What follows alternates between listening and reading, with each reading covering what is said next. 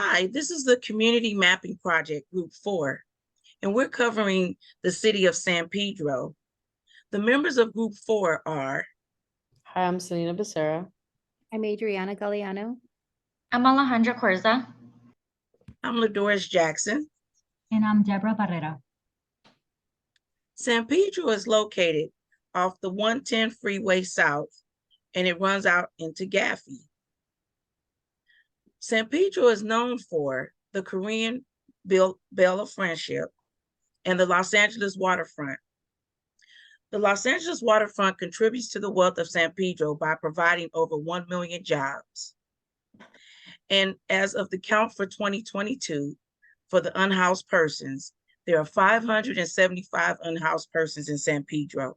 And there's currently a housing project in place to assist with permanent housing. And there are two gangs that are associated with San Pedro. One is the Rancho San Pedro Locos and the Dodge City Crips. And both gangs reside in the Rancho San Pedro projects.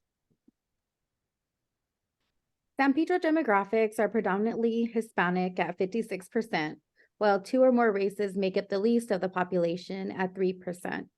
25 to 34-year-olds and 65-year-olds and older are the highest in the age population at 15%.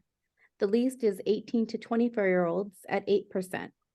Females consist of 49%, while males are slightly higher and make up 51% of the population. San Pedro residents have a median annual household income of $74,060. 24% live below the poverty level. 27% of the population earn an annual income of $75,000 to $149,000, while the lowest percentage of the population earn $25,000 to $44,000. The education levels of San Pedro residents range from no high school diploma to master's degrees or higher. 32% of San Pedro residents did not graduate from high school. The majority have some college education or an associate degree at 31%, while on the other hand, 9% have earned a graduate degree.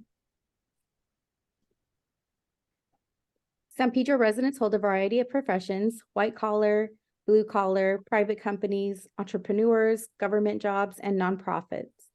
The majority work in white collar jobs at 75%. Private companies come in a close second at 24%. The lowest percentage work in nonprofits, which make up 6% of the population.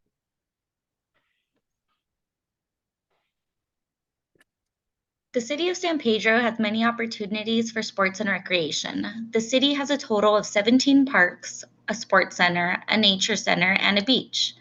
The parks at San Pedro are unique. Two of the parks, Averill Park and Point Fermin Park, can be used as wedding venues with beautiful views. Dana Friendship Park includes many activities for recreation such as animal exhibits, animal presentations, museums, nature centers, and reading programs for the community. Another park that has programs for the community is Peck Park. Some of these programs are sports and fitness programs, cultural programs, and it also has a computer lab. The park also has a year-round pool, an auditorium, and a skate park. One can find many hiking trails in San Pedro at the following parks: Dana Friendship Community Regional Park, Joan Milk Flores Park, Point Fermin Park, White Point Park, and Wilder's Addition. White Point Park is a nature preserve. It was founded in 1988. It is a 102-acre preserve with coastal sage scrub. It did sit empty for 20 years until the community convinced the city to preserve the land. It was a renovated former military structure, a missile assembly building, and it is now a nature education center. It is open to the community and provides volunteer days, guided nature walks with ocean views, and you can also paint the mural. Although the city of San Pedro sounds like a great place for recreation, unfortunately, it scored a B- in safety. The rate of crime in San Pedro is 36.57 per every 1,000 residents. However, according to crimegrade.org, people do consider the southwest part of San Pedro to be the safest part. Broken down, the grade is made up of 3 categories, being violent crimes, property crimes, and other crimes. In 2013, Crime Stoppers did donate 8 signs to be installed at key points around San Pedro. The purpose of this was to encourage people to call and be a part of against the fight against crime. San Pedro does have 21 recreational areas, which invites a lot of traffic. This is believed to be the reason why there is such a high crime rate. So for the infrastructures, the public transportation that San Pedro offers is the Los Angeles County Metropolitan Transportation Authority, which is transportation that can take you from Bakersfield to San Pedro to the public library.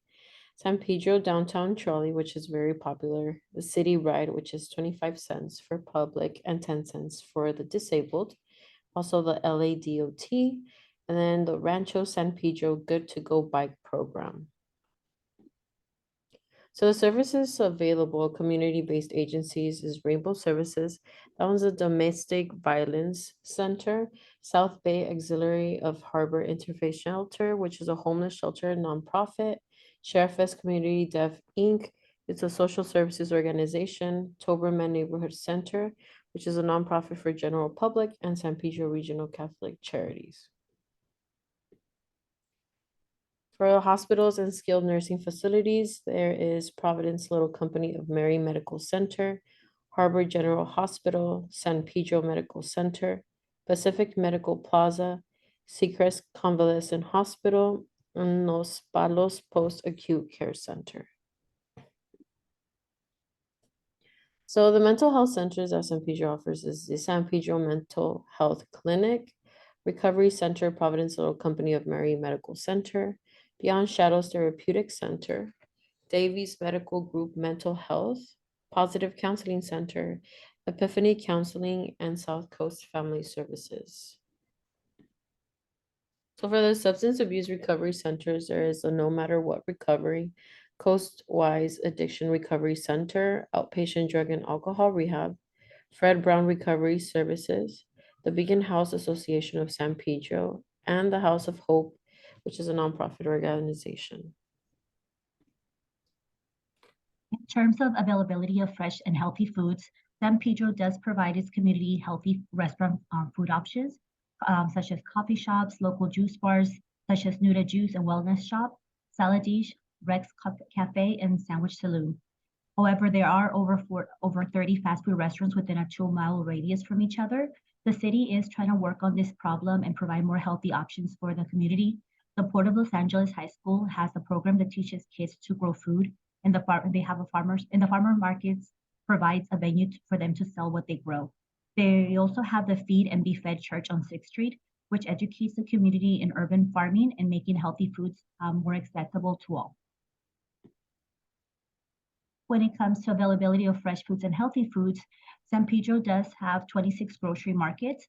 However, there's only one Sprouts Market in San Pedro. The nearest Whole Foods is in Torrance, California, and the nearest Trader Joe's is in Rancho Palos Verdes. They do have a weekly farmers market in Little Italy. This market now accepts EBT, which allows more accessibility to good nutrition to those who would normally not be able to afford it. There are 16 liquor stores within 2-mile radius from each other.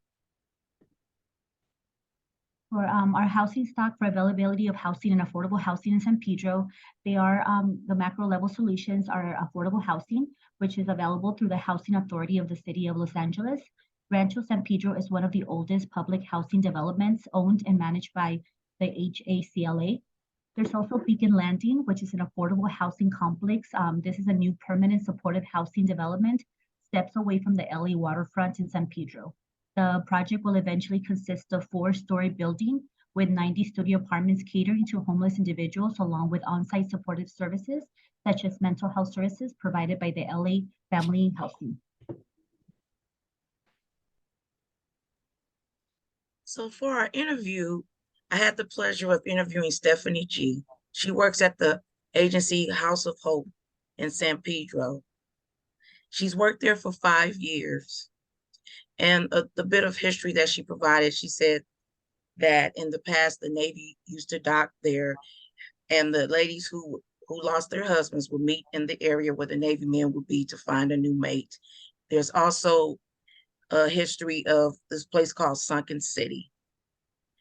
And if money was no object, Stephanie would build more buildings in the community for permanent housing, have a wider support system for more volume of people. She would create a sports center for children, mental wellness support, and education centers for the kids, and would have events to bring to the community, to bring the community together, and more affordable housing that is not in a project setting. And I asked her, what could I do to better myself or contribute to the problems of the community? She just said, keep doing what I'm doing, and to find more areas where there's a need for my advocacy. For the next interview, it was Avalon Silver. She's a representative at the Beacon House Association of San Pedro. So when I asked her why they are involved in the community as they do, she said that the residents volunteered to clean the street and San Pedro area. They give out toys for the children and distribute meals during holidays like Thanksgiving. What their hopes and dreams are for the area, she specified more availability of free organizations for people who are struggling with substance abuse, expand their facility for more individuals to check in, and expanding will better the San Pedro community by offering more assistance. So what they see are the challenges and opportunities. One of the challenges is, few, unable to help everyone, the police treatment towards people who are suffering from substance abuse, and offer more assistance and organization for people.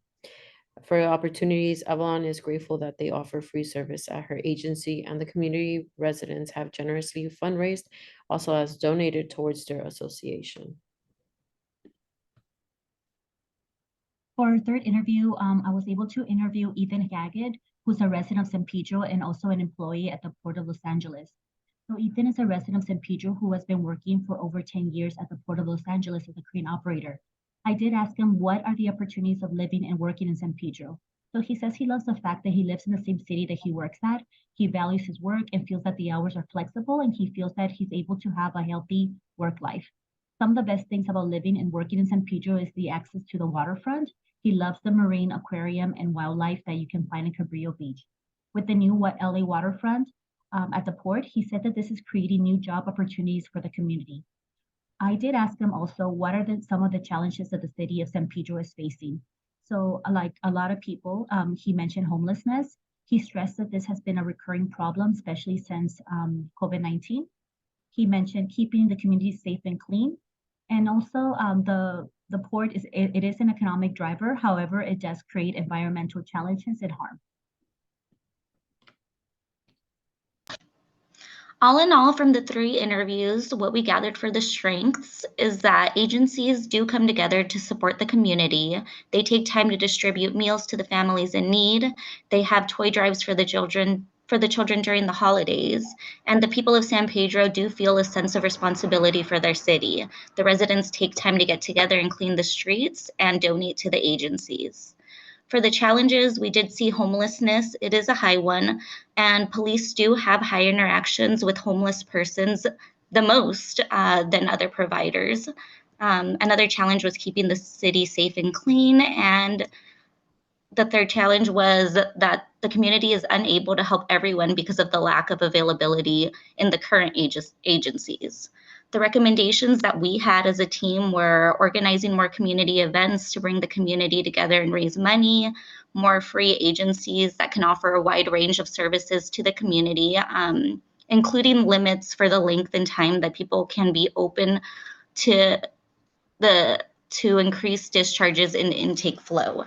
Another one was more buildings for housing, preferably not in a project setting, and police trainings. What we saw as macro level solutions were increasing the budget and federal housing assistance to accommodate the population, increase the budget in homeless outreach case management programs, and changing of policing policies, requiring trauma-informed care trainings and education on homeless interactions.